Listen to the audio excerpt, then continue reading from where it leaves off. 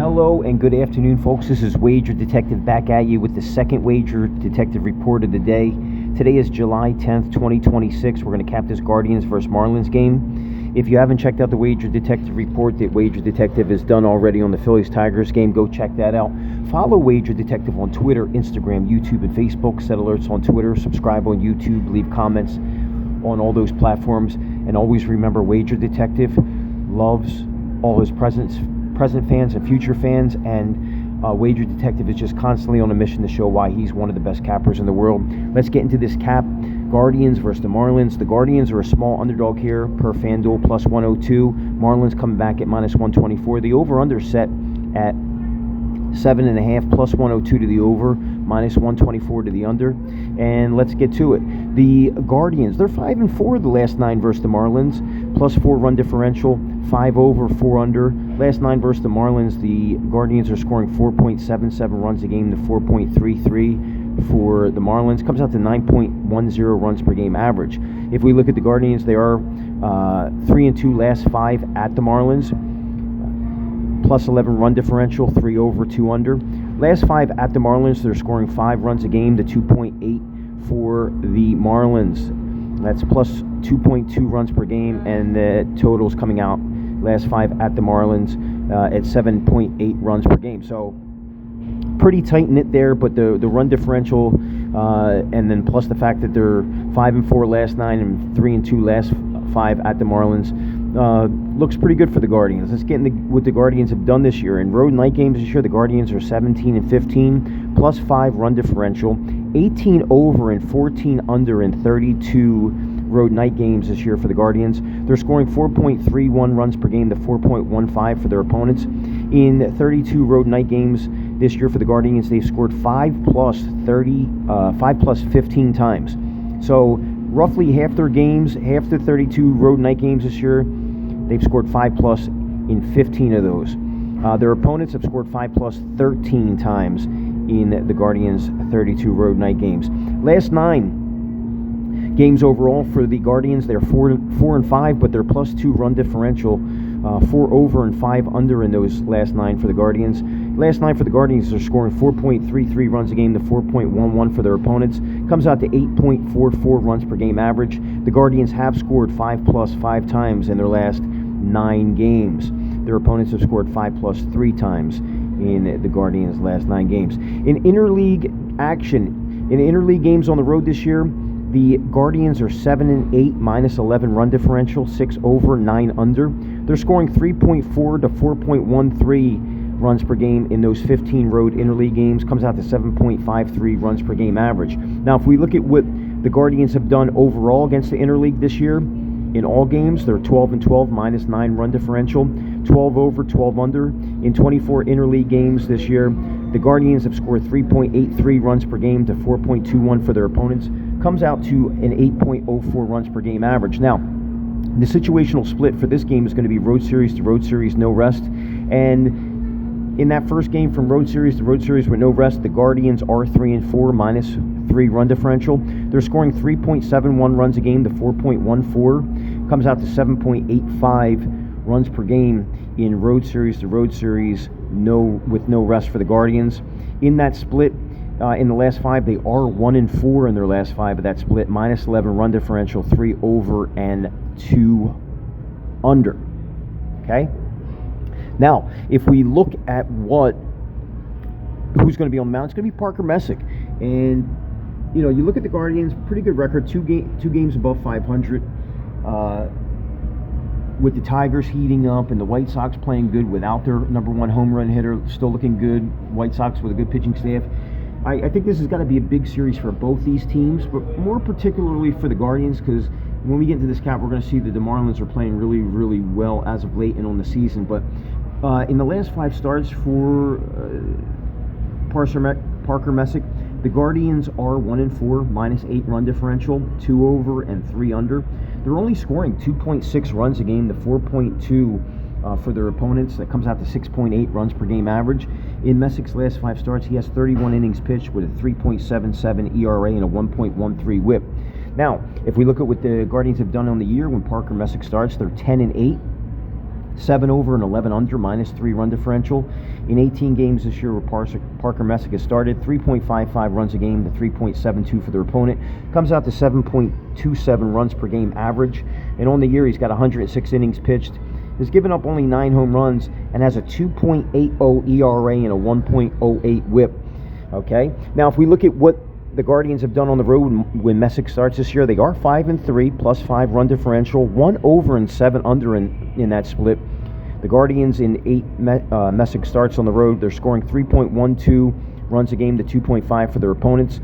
In 8 road starts, he has 47.2 innings pitched and has an ERA of only 2.46 with a 1.01 WHIP, and he is giving up 1.03 home runs per 9 this year in 8 starts on the road.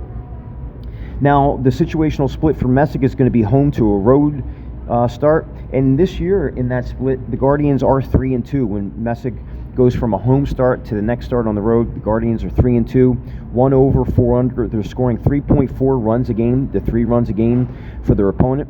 In this split for Messick, he has 28 1/3 innings pitched with a 3.50 ERA and a 1.13 WHIP.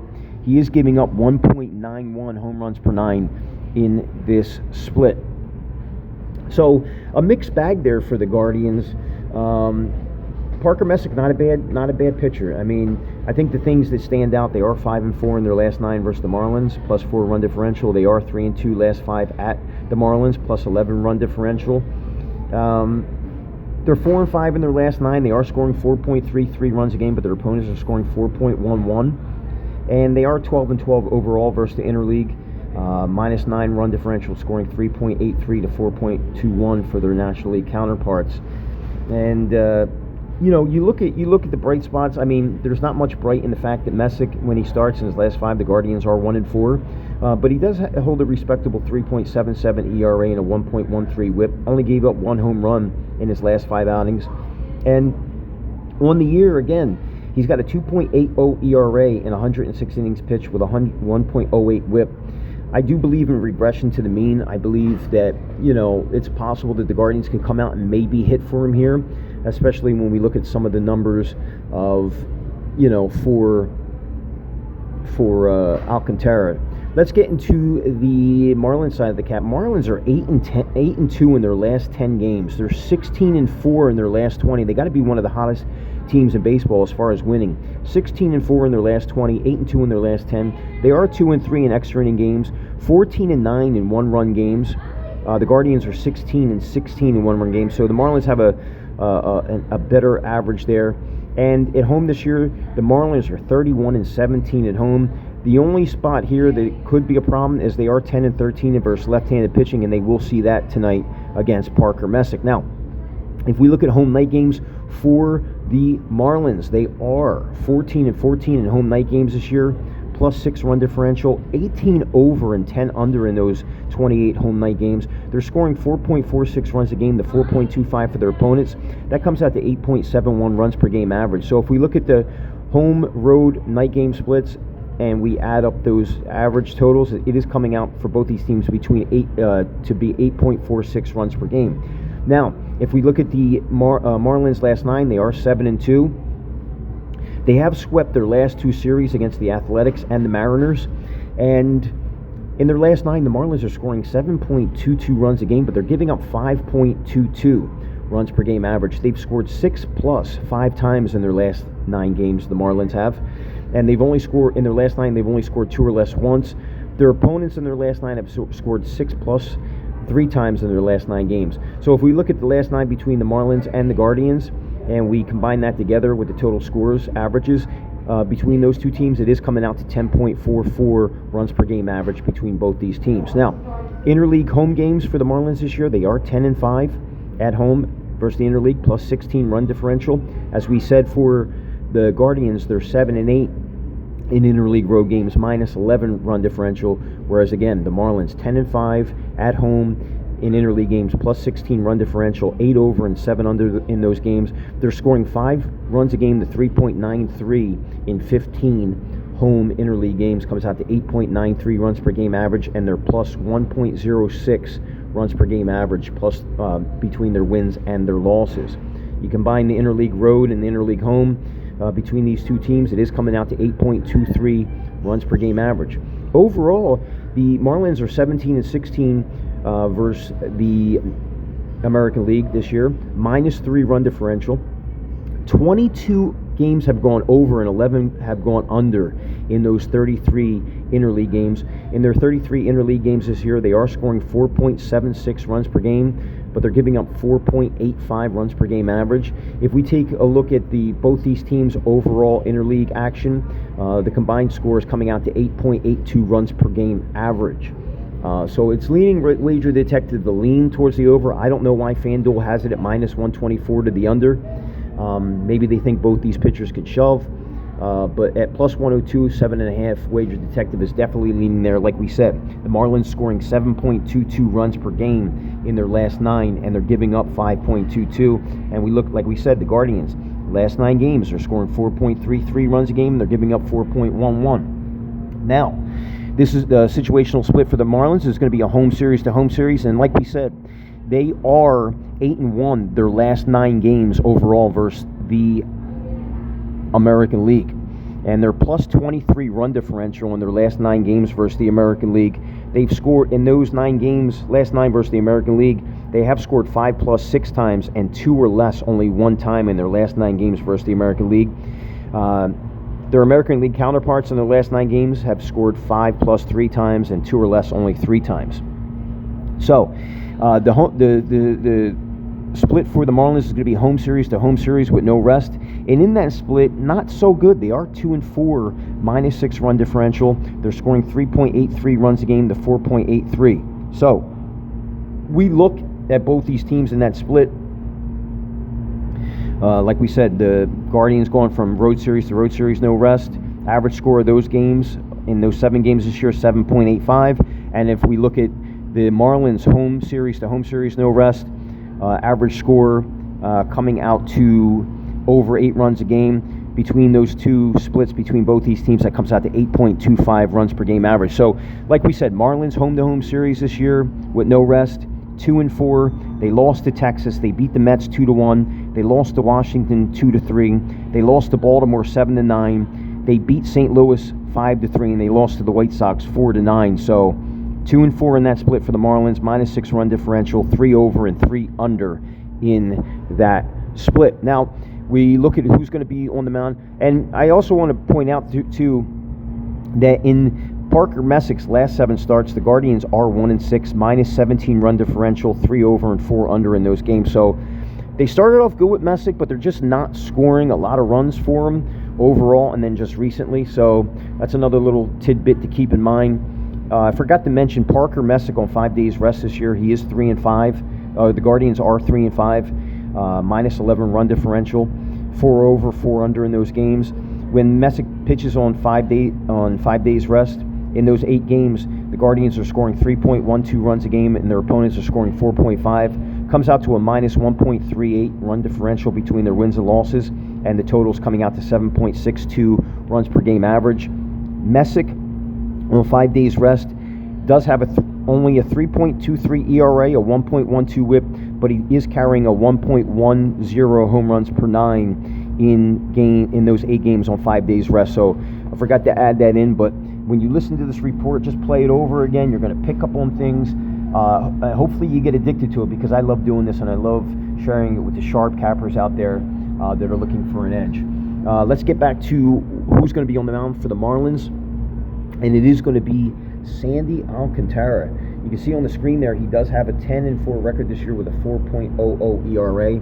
And if we look at what the Marlins have done in Alcantara's last 5 starts, the Marlins are 5-0.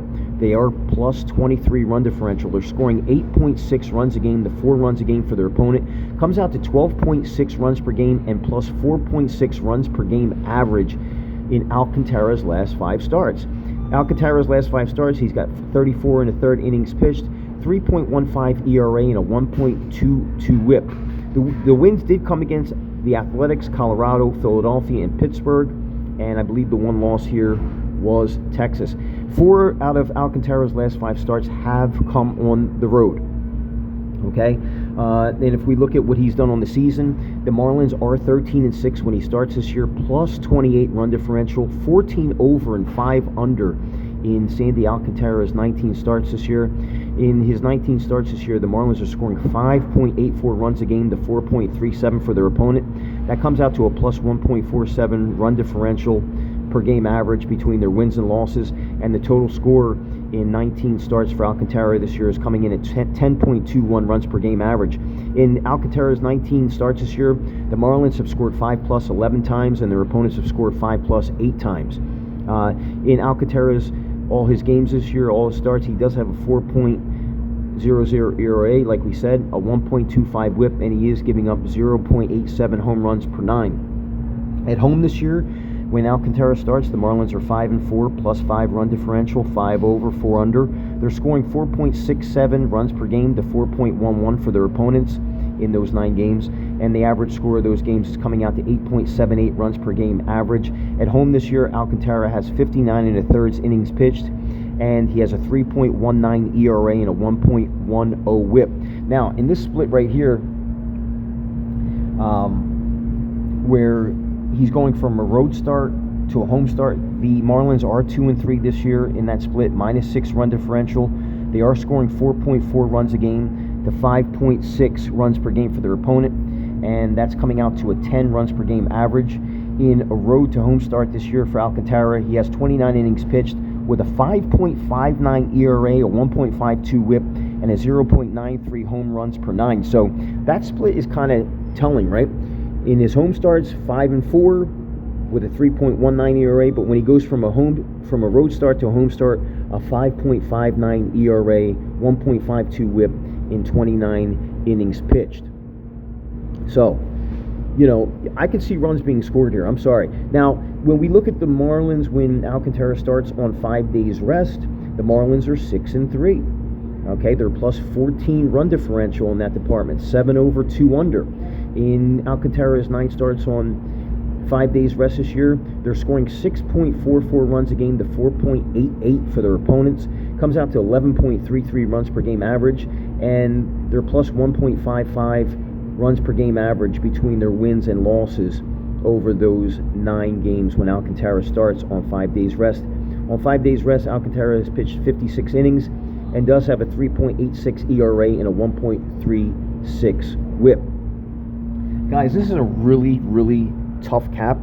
I would say that the Marlins being -124, I guess, is baked into the fact that the Marlins are 5-0 in his last 5 starts, and that the Guardians are 1-4 in Messic's last 5, and the run differential in his last 5 starts. The Guardians are plus 23 run differential, whereas Messick in his last 5 starts are -8 run differential.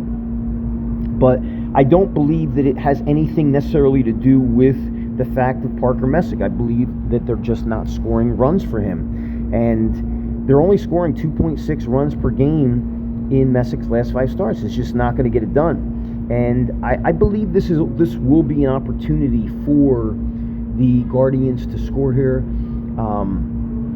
It should be interesting. I mean, you look, there's just so much to lean you towards the Marlins, and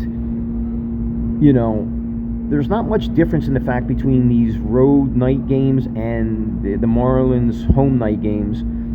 Pretty much the run differential's practically even, and the records are practically even. But if you look at last 9, even though the Guardians are 4-5, they're only plus 2 run differential. You look at the Marlins last 9, they swept their last 2 series against the Athletics in Seattle. I do believe the Guardians are better than both those teams, marginally better, quite considerably if you ask me. I think the Guardians have a better lineup than Seattle and the Athletics, and better pitching, right? Better pitching than Athletics and Seattle. I mean, even though you got Kirby and I can't remember this other guy's name that they got over there, the blonde-haired kid. I can't remember his name right now, but interleague action. Again, home interleague, Marlins 10-5, plus 16 run differential. Guardians 7-8. Road interleague games, -11 run differential. There's not enough to say the Guardians, even though they're 5-4 last 9, they're only plus 4 run differential last 9 versus the Marlins.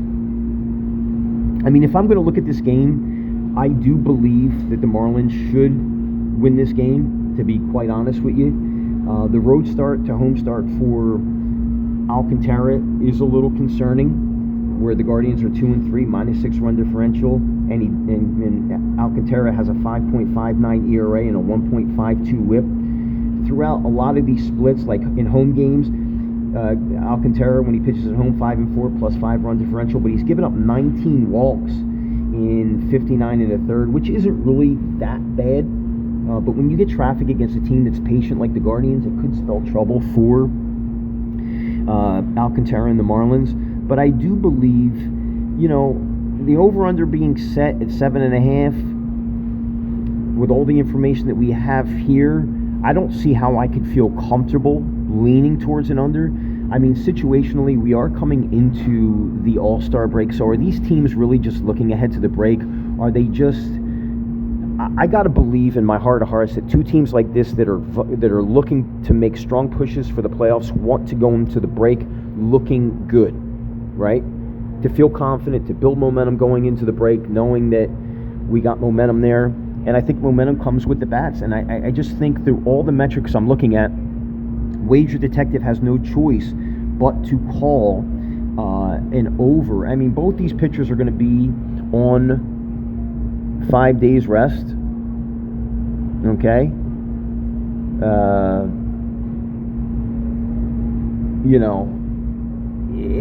When you look at that, I find it very hard for me to sit here and say that I would be comfortable laying -124 on the under. I mean, is it somebody knows something? Is it something that we just don't know? I don't care what it is. Wager Detective here, July 10th, 2026, is going to call over 7.5 in this game, whether it comes through the bullpens or one of these guys or even both these guys give up a crooked inning while they're in there. I think if we get a crooked inning from both these lineups against these starting pitchers, I don't think there's any doubt that once we get to the bullpen, we should see this game get over that 7.5. So that's going to be my lean there. And then if I'm going to call who's going to win the game, I mean, I'm looking at a Marlins team that's playing super hot, and I just believe if the Guardians can give Messick run support here, I do believe that the Guardians have a shot, but I don't know if I feel comfortable with that because they're showing that they just don't want to give him run support, right? He is 5-3 on the road. The Guardians are 5-3 when Messick starts on the road, 1 over, 7 under. They're scoring 3.12 runs a game to 2.5 for their opponents. I don't know if you're going to get a 2.5 from the Marlins here. I think both these teams should get to 4 runs. So the over is my stronger play here. But as far as a side, I don't think there's much to glean. I mean, the Guardians, like we said, 3-2 last 5 at the Marlins, plus 11 run differential. They're scoring 5 runs a game to the Marlins 2.8. I just don't. I'd be very surprised if we just get less than 3 runs here from the Marlins. I think they're gonna get their runs. It's just as simple as that. And I think, you look at the Guardians last night, they are scoring 4.33, and the Marlins are scoring 7.22. I can't go against that momentum. And the Marlins opponents are scoring 5.22 in their last 9 games versus their opponents. So Wager Detective going to call the over 7.5, call the books bluff here. Over 7.5, and if I had to lean aside, I think the number is pretty spot on. Marlins -124. So I would say Marlins to continue doing what they're doing. Like we said, they're 8-1 last 9 versus the American League, plus 23 run differential.